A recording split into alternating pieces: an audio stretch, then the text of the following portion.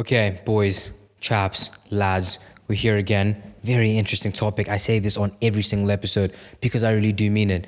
Mo and I, we're back, and this time we're going to discuss greatness. We're going to discuss excellence. Is it hereditary? Is it not hereditary? Is it up by is it up to chance?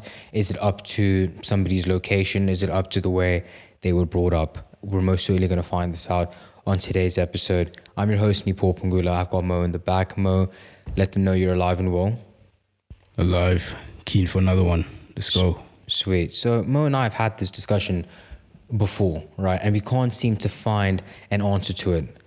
As I said prior, we're talking about excellence. We're speaking about greatness, right? What makes somebody great? What has somebody feeling that fire that's burning in their blood, where they're saying, you know what, I want the best of everything. I want to be the best. I want to be that guy. What is it? Nobody really knows, and Mo and I have been pondering over this. What do we think? We think that it's up to the way one is brought up. We believe that it's up to environment, but you have people like the son of Michael Jordan, who his father is Michael Jordan. I mean, arguably the greatest NBA player in the sports history.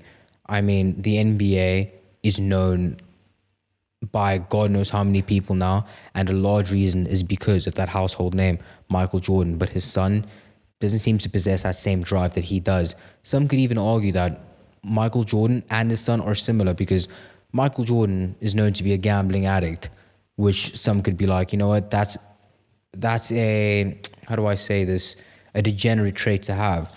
And his son addicted to drugs. And then you have people who, let's say the Kennedys, a political family, everybody knows them, always, well, not always, but for the longest time have been incredible politicians. So there's two sides of the coin. Mo and I are here to discuss, not even really debate, but discuss what is it that makes somebody great. Mo, what would you say in a nutshell contributes to somebody having that fire burning in their blood? I think I don't have an answer, which is why, we're obviously having this conversation. But at times I've been, I've questioned why certain people don't have that drive. It's not just about the elites, but I think it's for people who should be motivated, simple things like, why is the person at home who's discontent with their body, for example, not motivated enough to go to the gym? What differentiates him from the person who has godly genetics, great genetics, that goes to the gym week in and week out when he doesn't necessarily have to?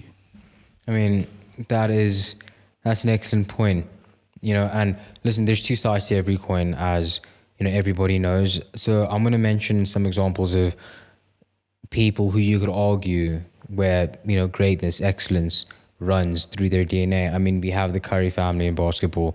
We all know they're shooters. These men, once they pull the trigger, once they let it go, it's getting sunk. We have the Kennedys, as I argued as well, politicians, and have been for the longest time, excellent politicians. These are people where you could argue, it runs in the blood. And then we have the other side of the coin, as I just mentioned, Michael Jordan. You have many world champions as well in the sport of boxing who have done incredible things in the sport, but they have their sons join the same sport and not do as much. Chavez and Chavez Jr. could be an excellent example. It really is unknown as to what it is that makes somebody have that burning desire to want more. And it's something that, will we find an answer to in this episode? We probably won't, but I believe that it's worth the discussion. So I'm going to ask you lot, what do you think it is that makes one want more, for themselves, for those they love? Does somebody have to go through trauma, or can somebody be living an excellent life, a comfortable lifestyle, soft life, and still have that burning desire? I believe that, I know I may be sitting on the fence on this one, but I believe both are possible. I don't think you have to go through trauma. I don't think you have to go through struggle to be somebody who's great. A degree of struggle, yes, but to play the stupid game of, oh, I have the saddest story, I don't think it's a good idea. Because I'm a sole believer, I'm a strong believer that there's always somebody on the planet who has an even sadder story than you have. So to play this game of, I'm from the townships, I'm from the hood, I deserve it more because I've struggled more. Well, what do you have to say to the person who's in a war-torn country where bombs are dropping each time? Do they deserve it more than you? I wouldn't say they do, because that would imply that life is black and white. But everybody knows, well, anyone who knows anything knows that there's a whole lot of gray when it comes to life. So we're going to dive into this topic. It seems to be quite philosophical, quite thought-provoking, and it's not an easy one to digest. Some would say that greatness runs in the DNA. That's why monarchs exist, but monarchs aren't as big of a thing as they once were, and that is for a reason. I don't want to get too political, but the whole point of democracy is that the people pick who the best leader is, whereas a monarch implies that the best leader is hereditary. But we know that's not the case. My argument, as I stated before, greatness doesn't run through the blood. Mo, do you have any points to play as devil's advocate? Yeah, I think the monarchy point is excellent. I mean, if you look at the British royal family now, there's such a divide because who is it? It's Harry, right? Yeah, the one who's Harry dating Meghan. Yeah. William. Look at Prince Philip now. Prince Andrew. He's having all of his royal titles stripped because he's a convicted. Can we say the word on YouTube? I don't know what you're talking about. PDF file. Yeah. And he had connections to Epstein and all that. But then you look at his mother, yes, without being too political, she was one of the greatest leaders of the United Kingdom, of the British Empire. And then, just look at that. But I don't know. It's an interesting debate because I'm more concerned about the people who merely waste that, the people who have everything and just, blow it all away. But we had this conversation off camera as well. There's this medium, or there's this level where somebody doesn't have too much to be too comfortable, but they don't have too little to just give up. There's that middle ground. Do you remember? Like, what do you have to say about that? The middle ground in what sense?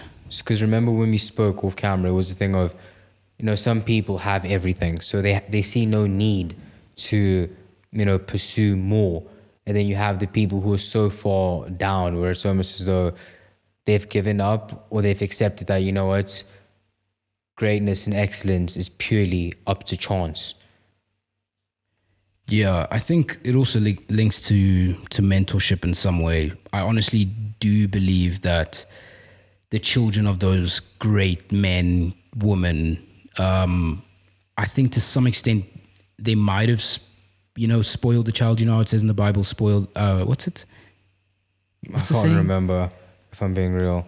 Something about the rod and the child. Or like disciplining the child and whatnot. Yeah, I think it comes from a lack of mentorship. Yeah. If you look at, for example, like the Kennedy family, what have they done differently to the Jordans, for example, or the Trumps? Look at Barron Trump now. He's a kid who has everything, literally everything, but he's still at university, for example. He's still pursuing education. He still wants to be great.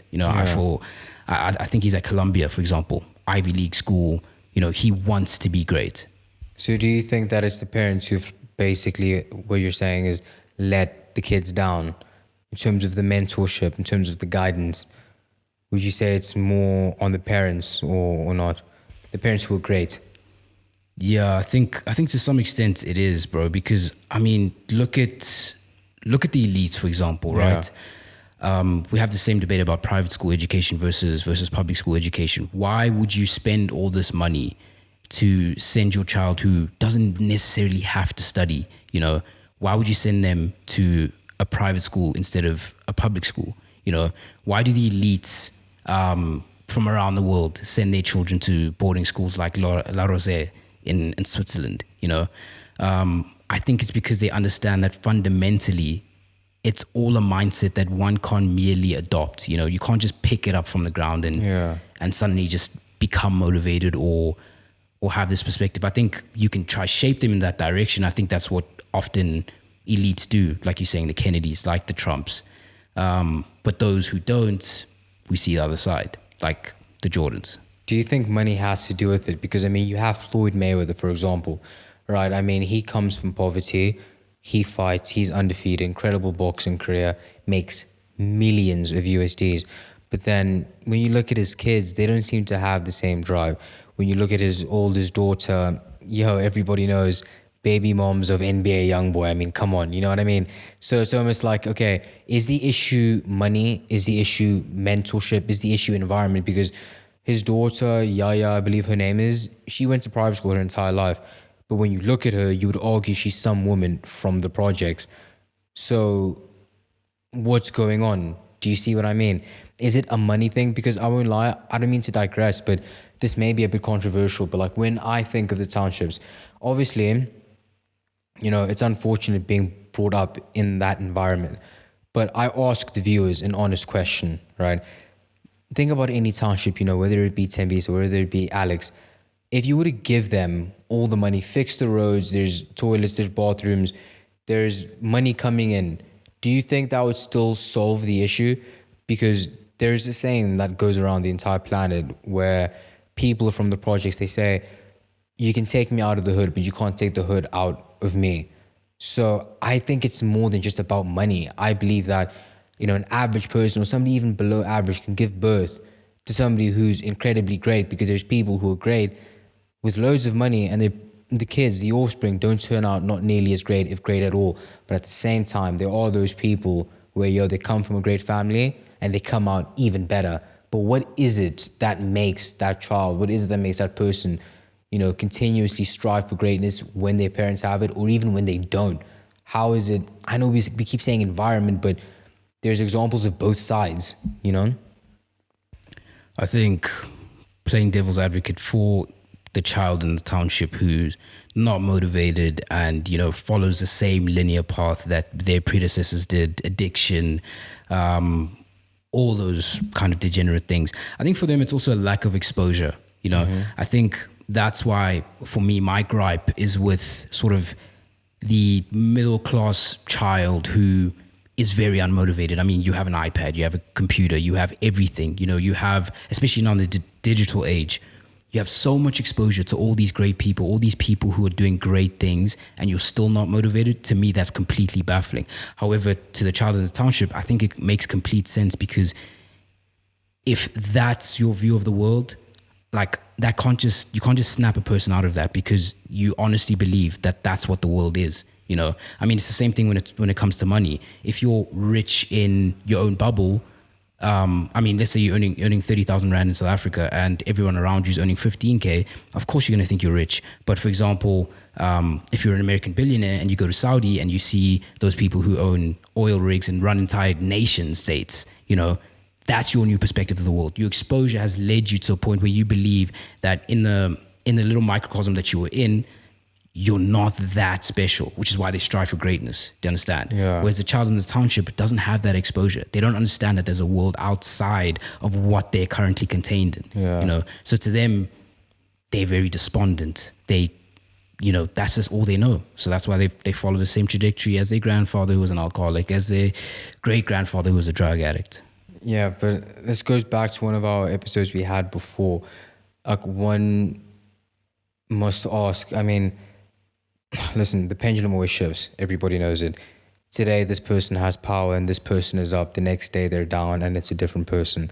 So, Mo, with this cycle that you're speaking about, okay, this person's parents were degenerates. They were drug addicts. Their parents were the same thing. Their grandparents, great-grandparents. Does the cycle ever break, do you think, where there has to be somebody down the line who just snaps out of everything and is like, you know what, I'm going to change this, and they become the person where they become that person who creates a dynasty almost? Because you know how we speak about old money and everybody else speaks about old money. The person who started that trend or started the wealth, right? They were new money at their time, but there had to have been that one person who broke the generational curse, if you want to call it that. My question, and I'm still asking, is what causes somebody to have that burning desire in their heart? You know what I mean? Like, what is it? Is it struggle? Because there's people, as we've discussed now, who struggle loads and all they know is struggle, but they still don't have that motivation. but there's people who haven't struggled not nearly as much, who they have more motivation than somebody who struggled more than them, Yeah, and I think that's the difference between the elites and the regular man. I think not only does the elite know how the system runs, but they do everything in their power for the system to benefit not only them, but everyone who's coming after them. Like I said, for example, Eton College is, if not the pinnacle of education, secondary education in the UK. La Rosea said one of the most expensive schools. They have a hidden curriculum. Do you know about that? No, I didn't know that. They don't just teach maths, physics. First of all, bilingual education, number one. But secondly, they teach stuff like codes, how to network, how to carry status. And these are all classes, by the way. How to belong, and all of that stuff. And I think that's where the mentorship part of things comes into play. Because they understand fundamentally that, well, I presume that they understand that they can't just merely give the child motivation. They can try everything in their power, but I think it's about, creating an environment or creating a mindset within that child to enable them to preserve that success. It can go wrong 100%, but I think they do everything in their power to preserve that. Okay, so let me jump into the next segment, right? Well, I got to ask you, is greatness objective or subjective? You know what I mean? Because somebody who's from the pits, somebody who's from the townships would argue, making it to university is greatness, because their bar isn't as high as somebody whose entire lineage has always been to tertiary education. So when we're speaking about greatness, what are we talking about exactly? Is it objective? Is it subjective? Because what you think is greatness might not be what the audience believes is greatness. So what do you think? Yeah, I think it's definitely subjective. I think in order to not sit on the fence, I'd say greatness would be providing a better life, not only for yourself, but those that you're taking care of. Yeah. That was far better than your upbringing or your predecessors, your ancestors' upbringing. By what metrics you used, very, like you said, very subjective. Some might use education, some might use wealth, some might use mental health, for example. If you come from a family that has dementia and you're the first person who doesn't have dementia or Alzheimer's or schizophrenia, that might be, deemed as greatness because you've broken the curse in some sense. But yeah, I think it's definitely subjective, each to their own. But I think, like I said, without sitting too much on the fence, I think it's just being better than what was before. I get what you're saying, but with me, I think greatness is, I think it's about being better than most people, if I'm being honest. I think it's less subjective as people make it out to be. I believe somebody who's great is juxtaposed to the entire populace and does things that majority of people, if anyone else besides them, can do. I understand greatness. You could say, I'm doing better than my predecessor. I'm doing better than, my father once did. But you could say you're great in your eyes or your family's eyes. But I'm talking about greatness in the grand scheme of things. I'm talking when juxtaposed to people in your country, people in other countries, in your continent, juxtaposed to other countries. I believe greatness is more objective, really, than it is subjective, because you're playing in a game that's played by billions around the globe.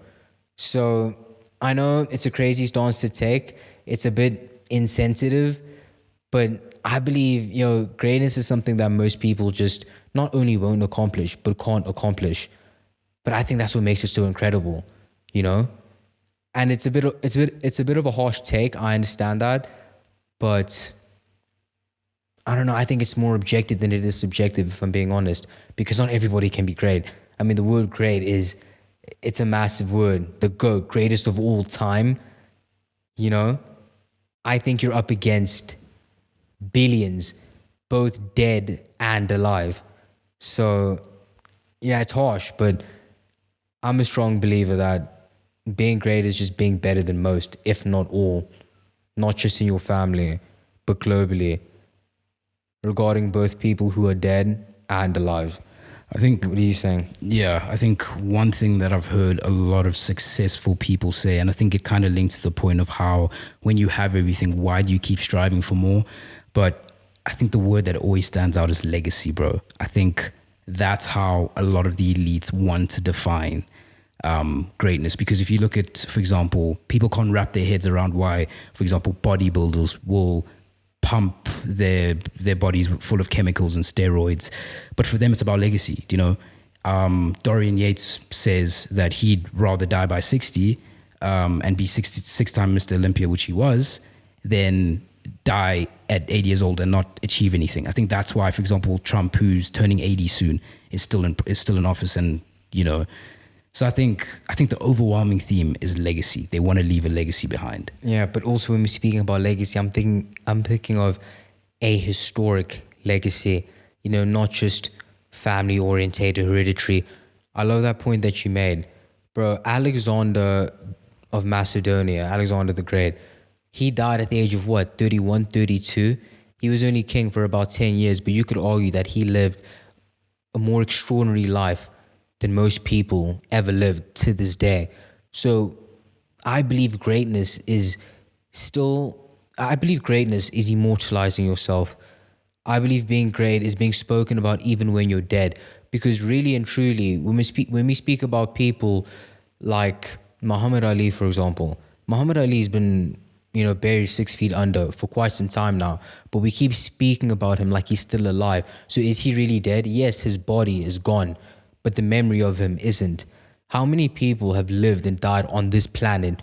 God knows. There's billions alive right now. Trillions have lived and died, but there's still people from what year, what century that we still speak about. You could argue they're not dead, their bodies perhaps, but the thought of them. I believe greatness is still being spoken about, still being admired, still having people aspire to be like you, and still being inspiring to other people long after you've died. And I'm talking about the global sense. I'm talking about the historical sense. It's a bit intense, but greatness in itself, I believe, is intense, no? Yeah, to some extent, I do agree, but I think playing devil's advocate once again, Yeah. I do, because we've already established earlier that greatness is very subjective. Yeah. I'd still argue that, for example, the person who breaks generational trauma in their family, for example, in terms of addiction or financial constraints, I'd still argue that they themselves are great people. I think what they've achieved and what their success is going to mean to their family for going generations down the line, I think they've been immortalized. They're not known by everyone in the world. Obviously, they won't be. But I think what they've done in their small microcosm is worth noting, and I think that's great, bro. You're right. That is a fair point to make. Now, I have one last question. Do you believe that spirituality has anything to do with it? Do you believe God above picks certain people to be greater than others? Because, we all know the Bible. King David anointed by God himself to be king and ruler. So do you believe that there's a spiritual element? Because I won't lie, I believe there is. I believe not everybody is made equal despite what we've been told. There's people who are good looking, people who aren't good looking, people who are born with all 4 limbs, which is most people. Then there's others who aren't. Does that define you? No, it doesn't. But to say that everybody's born the same, I don't agree. My question is this: is greatness pre-selected by God? What do you think? Yo, that's a tough one. I think to some extent it is, because I think God, for example, like he wants the drug addict, for example, to be an example to the people around him, that this shouldn't be the life I'm living, for example. I think he wants the elites to be a great example, like someone like, don't want to delve into it, but Charlie Kirk, for example. Yeah. There's a reason why he died so early. There's a reason why his death, for example, has led to such a great spark in Christianity in the US. I think that was preordained by God. Bible sales went from, I think, 20 something to 84% since his death. I think They made him that a was martyr. 100%. I think that was definitely some sort of divine intervention. Yeah. No, I also most certainly believe that God most certainly has something to do. with who's great and who isn't. Because, as I stated before, how many people have lived and died on this planet? And juxtapose that number to the amount of people you remember. You could even argue whether they be heroes or villains. Most people aren't remembered, but I believe great people are. So I leave it up to you, the audience, to let us know what makes somebody great, what makes somebody stand out from the rest, not just when they're alive, but even afterwards. Does God have anything to do with it? Spirituality? Is it up to environment? Is it up to mentorship and how one is brought up? Let us know in the comment section down below. And as always, we're going to stick with tradition. Mo, what question do you have for me? Have me thinking. Would you rather die fulfilled but forgotten? So looking back on your deathbed, you're content. You're so happy. Okay. Or you live empty, so like depressed, you longing for something, but you just never achieve it. But you're eternal in the eyes of the world, so you'll never be forgotten. I'm going to pick the latter, and you know why? Because I believe when I die, I'm going to heaven. So, everybody remembers me and aspires to be like me who's alive, but I'm still in heaven after death. I think that'd be better. Because it's like you're dying fulfilled. Yes, you're dying happy, but people don't remember you. I don't know, bro. Because my thing is this, right? When you die and people don't remember you, did you even exist to begin with? Because I ask you, the audience, do you know who your great-great-great-grandfather is? You probably don't. And personally, I don't want to be that guy where God knows how many generations down the line they don't know my name. I need my great-great-great-great-great-great-grandchildren to know who I was. And this is just my own personal opinion. So I'm not speaking objectively, I'm speaking subjectively. So I'd rather die not being the happiest, but having everybody remember me, knowing that I'm still up above in heaven, than dying fulfilled, you could say. I'm content, but people don't remember me. I believe being great is linked to being remembered. So do you think someone like Joseph Stalin, for example, he's going to be Bringing remembered? villains, No. This is a good question. But so would you rather be someone like Joseph Stalin, who's going to be remembered, who's going to be studied for hundreds of years, or be that shopkeeper in some random town who was a fantastic person, but no one's going to know their name? Okay, that's a crazy question, because like Stalin orchestrated a genocide. So if I say Stalin, bro, they're going to be like, nah, so, you know what I mean? Because, that's a very difficult one, man. Because it's crazy with life, eh? The villains are oftentimes not saying, I'm not defending these villains, eh? So please don't get me wrong. But they're spoken about more than the heroes. Everybody knows Joseph Stalin. I'd argue the average person knows more about Joseph Stalin than they know about Mahatma Gandhi. Like, do you see what I mean? That's crazy. More than they know about Nelson Mandela. Like, that's how insane it is. And that's just how life is. Do I want to be an objective villain? Somebody who orchestrates genocides and brings horror and terror amongst innocent people? No, I don't. But do I want to be forgotten? Oh my days. That is the craziest question I've ever been asked this week. Listen, you know what? Oh man, you put me on the spot. I'm going to say, I'll take one for the team. I'll have everybody forget me. Fuck it. I can't be like Joseph Stalin. I can't. But listen, that's been this episode this week, boys. I hope you enjoyed it. I hope it was insightful. And as always, come back next week for the next episode. It's been an excellent one. Take care.